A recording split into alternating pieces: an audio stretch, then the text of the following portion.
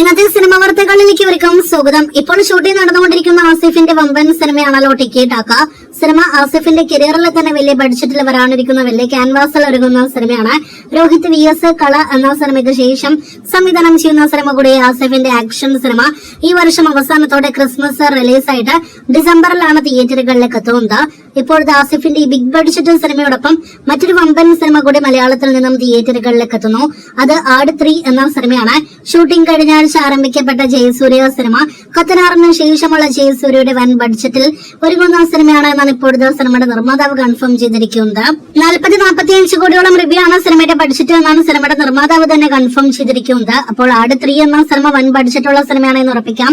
ഈ വർഷം അവസാനം ക്രിസ്മസിന് ഡിസംബറിൽ തന്നെയാണ് ടിക്കറ്റ് ആക്കിയോടൊപ്പം ആട് 3യും തിയേറ്ററുകളിലേക്ക് എത്തുന്നത്. ഇന്ത്യയിലെ മെഗാസ്റ്റാറുകളിൽ ഒരാളായ നമ്മുടെ മെഗാസ്റ്റാർ മമ്മൂട്ടിയുടെ ഈ വർഷം ആദ്യം തിയേറ്ററുകളിലേക്ക് എത്തിയ ജനുവരിയിൽ റിലീസ് ചെയ്ത സിനിമയാണല്ലോ Dominic and the lady spirits.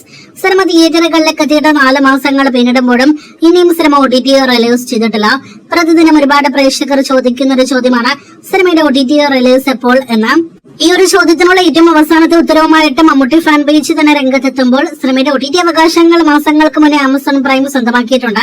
എന്നാൽ പ്രൈസ് ഉറപ്പിച്ചിട്ടില്ല എന്നാണ് അറിയിച്ചിരിക്കുന്നത്. പ്രൈസ് ഉറപ്പിക്കാതെ എങ്ങനെയാണ് ഒരു സിനിമ OTT പ്ലാറ്റ്ഫോം സ്വന്തമാക്കുന്നത് എന്നൊരു മറുചോദ്യവുമായിട്ടാണ് ഒരുപാട് പേർ അതിന്റെ കമന്റ് ബോക്സിൽ എത്തിയിരിക്കുന്നത്. എന്തായാലും ഇക്കാര്യത്തിൽ നമുക്കും ഒരു വ്യക്തതയൊന്നും തന്നെയില്ല. എന്തായാലും മമ്മൂക്ക എന്ന മെഗാസ്റ്റാറിന്റെ ഒരു അവസ്ഥ വല്ലാത്തൊരവസ്ഥ തന്നെയെന്ന് പറയാതിരിക്കാനായിട്ട് വയ്യ. വൻ പരാജയമായി തിയേറ്ററുകളിൽ മാറിയ സാമ്പത്തിക നഷ്ടം നിലവിലുണ്ടാക്കിയ സിനിമ കൂടിയാണ് Dominic and the lady spirits. സിനിമയുടെ OTT സാറ്റലൈറ്റ് വിൽപ്പന ഇനിയും നടന്നിട്ടില്ല. എത്രയും വേഗം നടക്കുന്നുവോ അതിനനുസരിച്ച് മികച്ച തുക ലഭ്യമാകട്ടെ എന്ന് ആശംസിക്കാം. ഇതിനിടയിൽ സിനിമയുടെ സംവിധായകൻ ബസൂക്കിയുടെ പ്രൊമോഷൻ വേളയിൽ പറഞ്ഞ മറ്റൊരു കാര്യമാണ് ഏറ്റവും വലിയ കോമഡി.